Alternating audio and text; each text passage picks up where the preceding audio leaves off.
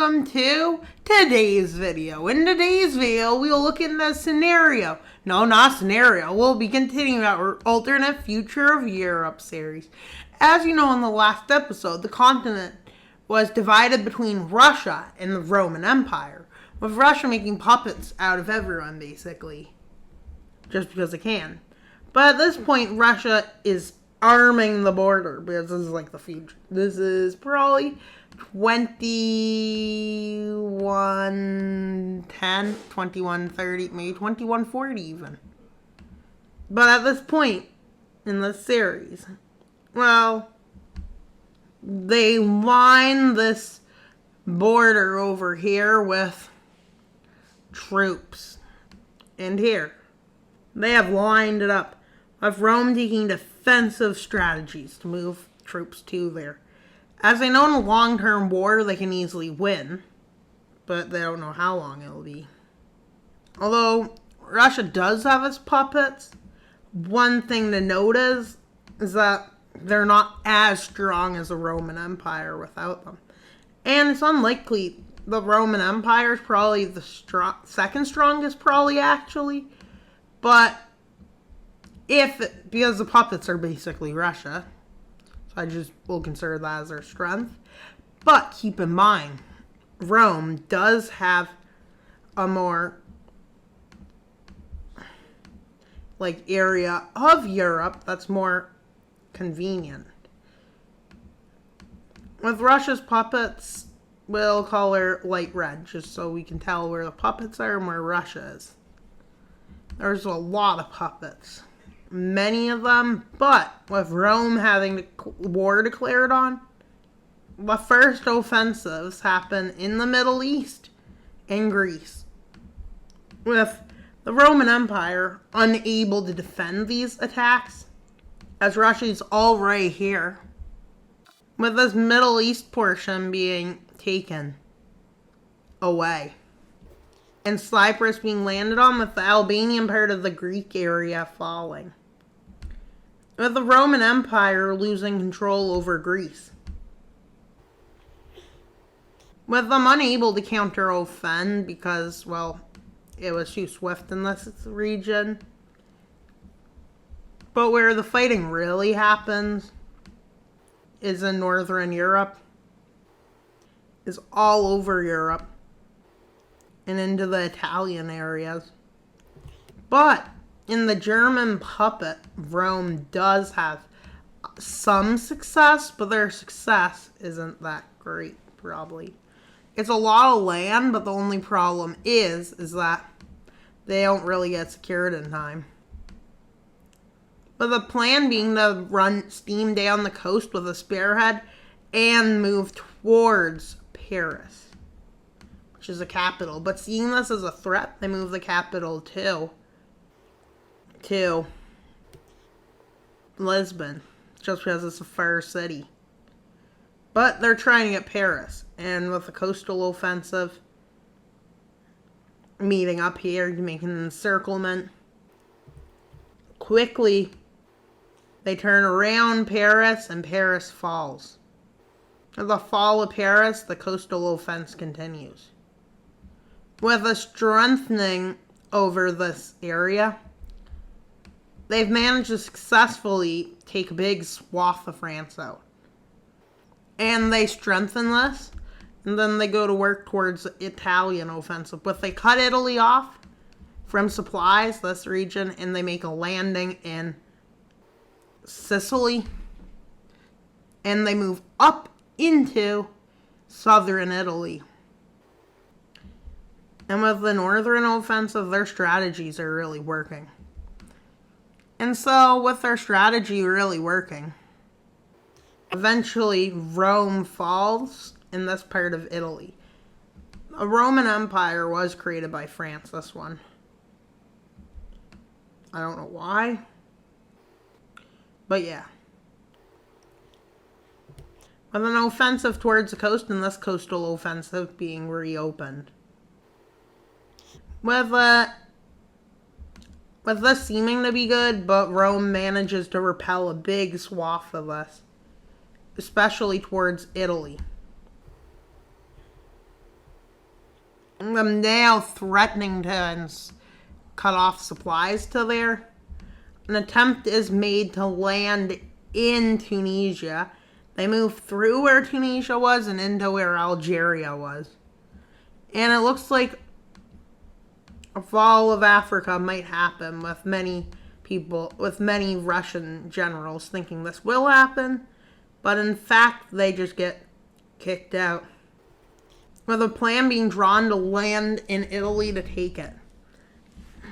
With this being a successful attack, but unfortunately with a good strategy being to strengthen anywhere that's a weak point being used by the Russians, so they can kind of not be as weak as they have taken most of northern France areas, the Swiss areas, and other areas of this empire.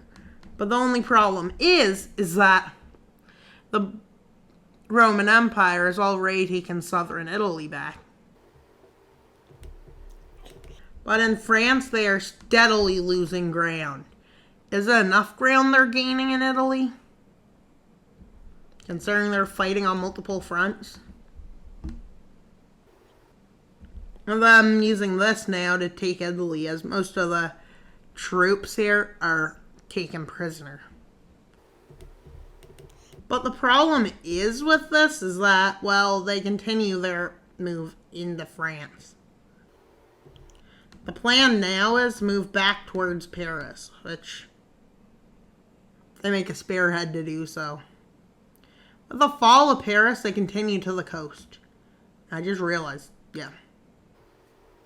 now this area isn't circled, so the Russians basically do what most people would do and do this and flee a lot of troops, because they managed to break through enough to do that. With the British area now ready to help. Well, Britain is a part of it, but they were waiting till the perfect time to get the go-ahead by the Rome for it. With the escape of this area, with a smart move to land in Greece. The first time, it's a failure. The second time, it isn't so successful. But the second time, they do 3 advances. 3 landings. And also take these islands. 2 of these island areas are repelled. And this one is almost fully repelled. So after weakening the lines here with not much troops, they make a big landing in Albania, which quickly kind of does this. With all the troops that are in Greece. Now taking the Greek areas back. This is room for their offensive into the Balkan Empire. Into the Balkan Empire. I mean, not Balkan Empire. No, the Balkan Empire. And this is the Balkan state, really. With the Balkan Republic making a nice counter-offensive, but in the end, it's not really that successful. With the 2 tyrannical places having good success, up in the north they're succeeding a bit, but really by Italy they're failing until they make a last counter-offensive there, which unfortunately where the counter-offensives take place, a major offensive was made here, with them moving right towards German lands and trying to liberate the Netherlands. But the cost was more advances. So basically, it's pretty much not much is happening. But on the plus side for the Roman Empire, they're in the success. They're being more successful. With the North Germany, which is one of their puppets, making a humongous offensive. But at this point, the German area in the north, that front crumbles, along with the southern front, which they used to move towards the south and into more areas. With them using this as a good time to offend into the Balkan Empire, which may have not been as successful. They took parts of Dalmatia, but not all, and an offensive near Italy was continued, and up here. But with Rome at this point, now makes a landing right here, which succeeds. And they sneak up the coast and sneak down the coast. So this means a lot of their Macedonia being started, into Macedonia being started. A counter-offensive is made onto the Adriatic Sea to free some of the ports, because that's important. But as this is happening, there's lots of forces everywhere they're fighting. But their main focus now is not doing as well, but still holding ground. In terms of land hold of the opponent, the red team is doing better. But there's only so far it can go when the German lands are invaded in the north. And an attack on Sweden and Denmark is made. Norway gets attacked on. Everyone's gone, making decisions regardless of how smart, with the invasions of Norway and Sweden being successful, with Gotland Island being taken back. With these two offensives moving towards Oslo and successfully taking it, with an offensive towards Stockholm in the south and north. Eventually the city is encircled and falls, with Russia being pushed back. But the plan is just to get to most of the populated areas, which are most likely to the south, I believe. And once they do succeed in that, the south is taken, but they can now shift their focus as they have it planned, with their offensive being continued in the one area can be.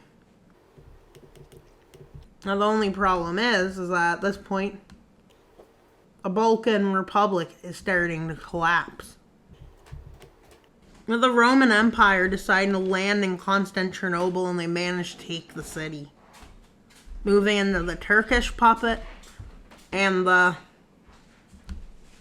Balkan Empire, which are both puppets of the Russian Empire. Now the south being a success, and this area being a success. And then Russia finally sends troops in, but at this point is very late, and they don't manage to take much, as a lot of fortifications have been done. They managed to do 2 bulges, but that's about all. At this point, the focus is now put on kicking Russia out of the Roman Empire, as they succeed in some areas, but not all. But that's only for a certain amount of time. And then they're finally kicked out of the European part of the Roman Empire, with the Austrian or South German puppet, whatever you want to call it, being invaded. But becoming more of like a hammerhead front, basically, with Russian forces being routed in the Balkan Empire, with some Balkan areas even supporting this. Most, actually. And so the mines are put, and they move right out, kicking most of Austrian land. And at this point, the offensive into Russia starts. The first offensive does, at least. Oh, it's kind of one of the offensives. And then moving them back from Kaliningrad and forwards, holding it there, so the front line is being held. But as Russia's trying hard to hold this, the forces move in through Egypt, I guess, let's pretend Egypt was there. Not really. They land here. They land in Cyprus. They land in Crete. They land all over. And they land in. And with them making a landing here, eventually this falls. And with an idea, they manage to take this. Managed to do that. And now the Balkan Republic is pretty much on its own. They're basically just being Slovakia and Moldova, basically. Basically, that's all that's left. So they move up and split it in half. With Russian control over here falling. With a bulge being made here. But Russia sees this as a big threat. So they repel this. Best of their might. But at this point, their strength is pretty bad. With the Middle East being the next battleground. And the technology moves right through it. And so, yes. And then this area just falls eventually. And then these areas all fall. Russia unable to hold back. This offensive begins. Russia's fighting on too many fronts to even think about repelling. But then they realize this is threatening Crimea and the other areas they need to control. Oh, they repel this by the cost of the re-movement into where Kaliningrad used to be. But on their counter-offensive, they managed to offend here. But now for the Crimean offensive, which moves right into Crimea. Starts their repel, but due to Crimea's geography being really tough, they're trying to get the warm water port of Sevastopol. Actually, they're probably all warm water ports with global warming at this time in the future. But yeah. With the remaking of the bulge here. With this area of Russia being encircled. Eventually, the troops are surrendered or taken. Who knows? Prisoner. And this time, they start two offensives towards Crimea. The Russians are only able to stop one. Which is the closest one they go after. Which was a bit of a mistake because there's a better train to enter Crimea, though. And then the Russians destroy. Assuming that bridge is still there, or a bridge is still there, it gets destroyed, but they still manage to land. With Russia pushing them back out of Sevastopol, one of their ports, this offensive in the north towards Crimea begins. Encircling the troops here, and moving down towards the Azov port. With this being a counter-offensive done, and this. Don't know what much they're going to succeed in, but yeah. At this point, the governments that were installed in Sweden and Norway were installed in by Russia have surrendered against Russia's will. Which, who knew puppets would do that? But yeah. Well, the Roman Empire just being one nation beating this power. Even taking St. Petersburg while Russia was focused on the south. As Finland is pretty much not just helping them. If Russia finds out, they're going to be furious. But yeah. This area with the offensive towards Azov this time being a success. With I'm really concerned about forming the Roman Empire. With at this point, Russia's resistance has all but crumbled. which means when their resistance crumbled, this kind of happened. Their resistance crumbled. And once it managed to crumble, this is basically what happened. With the fall of Moscow, and then the rest of Russia surrendered, and let's see a peace treaty. Will this fix, or will this cause more wars in the future? Let's see. Time for the peace treaty. The Treaty of Rome.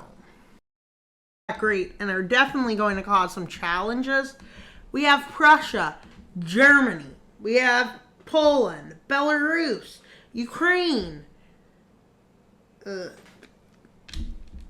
Volgograd, Kazakhstan, Belarus, Baltica, Finland, Sweden, Norway, Iceland, Denmark, Novgorod. We have Muscovy and Siberia. But as you can see, this map definitely ain't going to work long. I don't think peace can last with these borders. But yeah, now we have a different map. Also, I want to mention this. I'm working on making a new map, so you can maybe, and that's going to be, you'll see it soon, someday. And I'll ask you guys what you want done with it. I'll get it all set up for something, hopefully. And we'll just use the map and see what ends up happening. And yeah, there will be some countries that already dislike each other that you'll find out when I do decide to make a series with that map. So basically, it's Earth, but I'm changing the borders completely. Making a new map for mapping, which seems like a great idea. What do you guys think? I hope you guys enjoy that idea. Also, Prussia and Germany united into the German Federation. But look how small it is. Then we have Poland, Lithuania. That's strong, but the rest is just, Roman Empire. As you can see, the Roman Empire has taken over Russia, but at what cost? Are they going to be able to keep all this? I doubt it, honestly. What about you guys? Well, obviously something's going to happen. Especially with these borders, I'd say a lot of stuff is going to happen. Because, are these even borders, or are they just lines just drawn on a map? Basically, lines just drawn on a map. Because, they wanted to keep Europe divided forever. Why not make a bunch of small states that probably won't get along? They're basically the same in power. And see what happens. And intervene if one tries to get stronger, invade them. See? That's a smart idea, right? World has turned into. I would say there's definitely going to be wars, guys. And it's going to be violent for sure. Bad borders never end well. How about Africa? Full of bad borders. Did it end well? No, nothing ends well with bad borders. So that's why we need good borders, so everything ends well. So thank you for watching today's videos. It meant a lot. That's all for today's video, basically. But you need to subscribe, because we're 50 subscribers away from our goal. 1,000 subscribers. We have 50 left to go, because we're at 950 subscribers. That's all for today's video. Please like, subscribe, and leave a comment. Wild Mapper out.